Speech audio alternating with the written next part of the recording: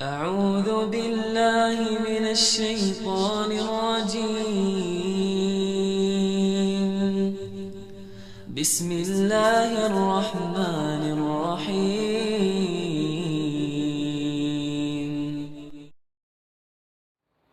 Assalamualaikum warahmatullahi wabarakatuh.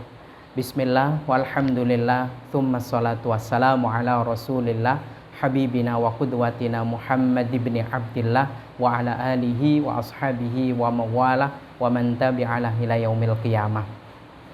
Ada ungkapan yang kita dengar dari kaum milenial. Begini ungkapannya, pacarannya sama si A, nikahnya sama si B. Dan ini seringkali terjadi. Pertanyaan yang akan kita cari tahu jawabannya kali ini adalah pertanyaan dari kaum milenial. Dia bertanya by phone. Bertanya tentang, Ustadz, bagaimana hukumnya menelikung atau nyerobot pacar teman.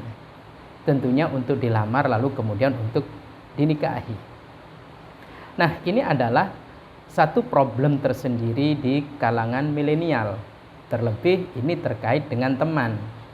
Ada ungkapan pagar makan tanaman. Lalu bagaimana menurut perspektif syariat Allah dan Rasulnya? Penting untuk kita ketahui bersama-sama sebelum saya menjelaskan itu.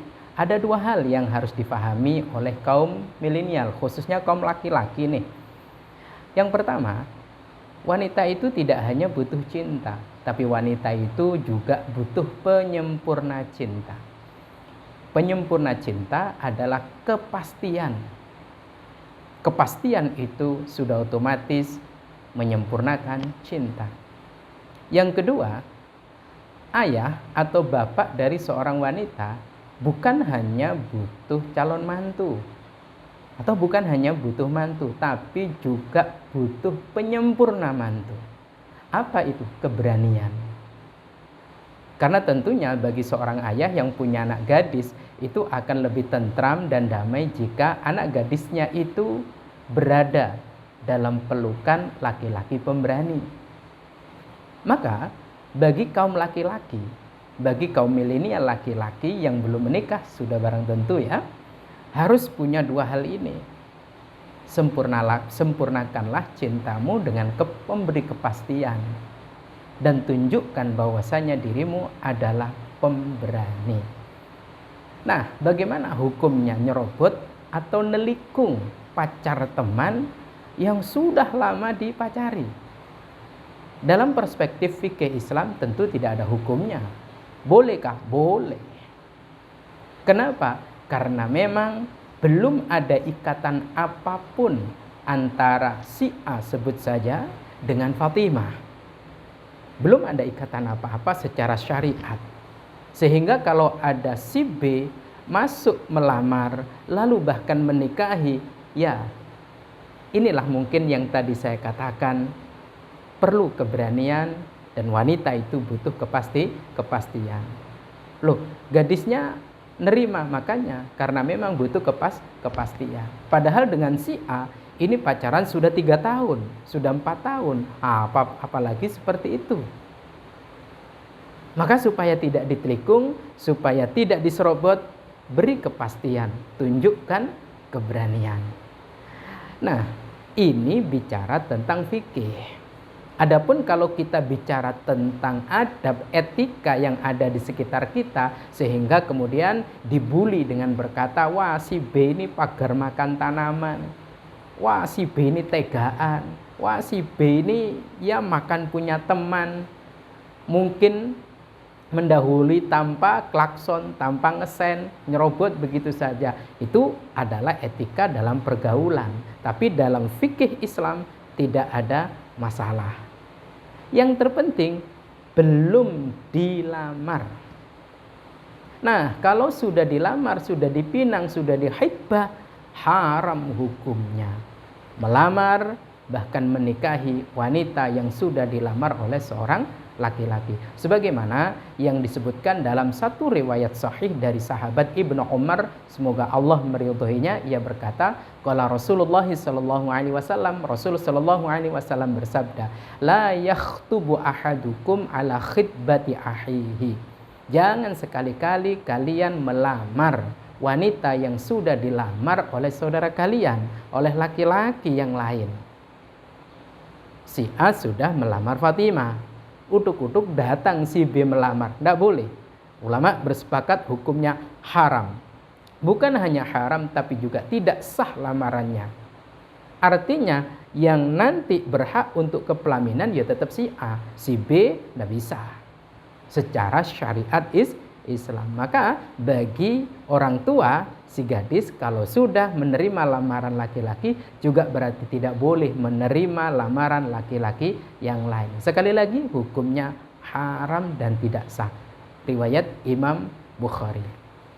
Nah, dalam konsep melamar ada kesalahan yang fatal, ada kesalahan yang begitu lumrah yang terjadi di kalangan kaum milenial.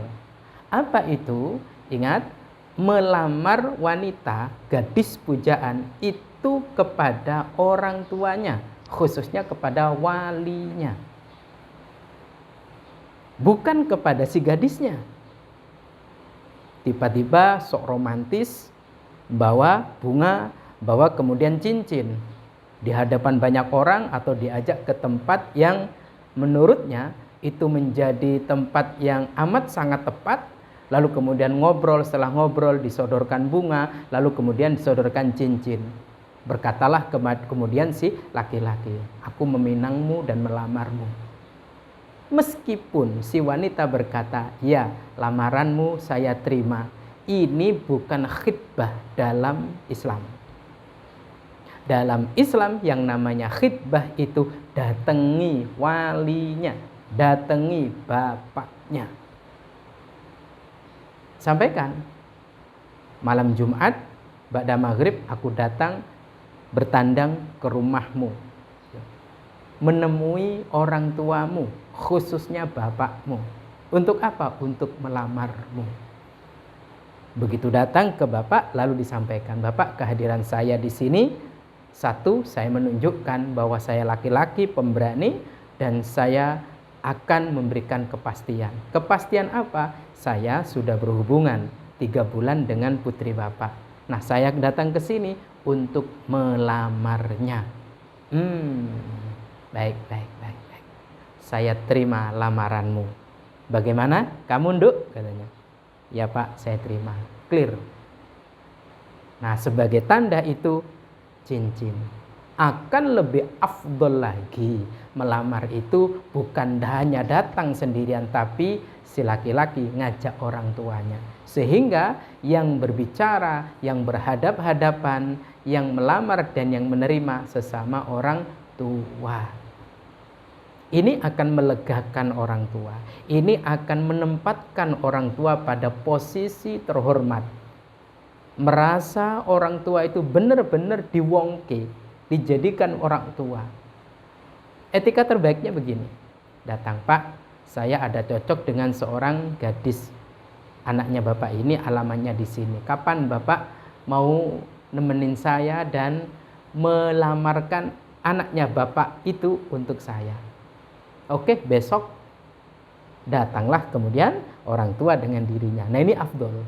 Sehingga yang berbicara, yang menyampaikan itu bukan si anak, bukan si laki-laki, tapi orang tua.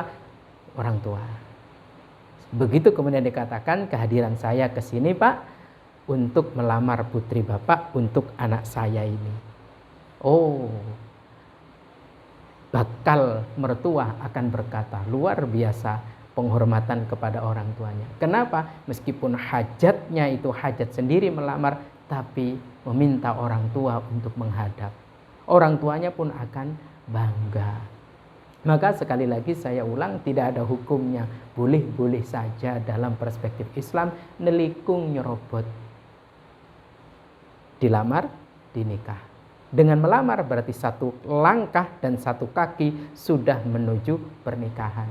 Dan hendaknya dalam melamar sampai jenjang pernikahan tidak lama-lama dan juga tidak terlalu cepat. Kata orang tua kita, kesusun dole opo. Terburu-buru mau nyari apa sih? Lalu kemudian suwe-suwe ngenteni opo. Lama-lama juga nunggu apa? Tidak perlulah 3 tahun ke depan ya menikah, kelamaan. Besok ya ijab kabul juga terlalu cepat. Sehingga dibutuhkan waktu yang cukup dari melamar hingga pernikahan. Semoga bermanfaat. Wallahu a'lam bishawab. Assalamualaikum warahmatullahi wabarakatuh.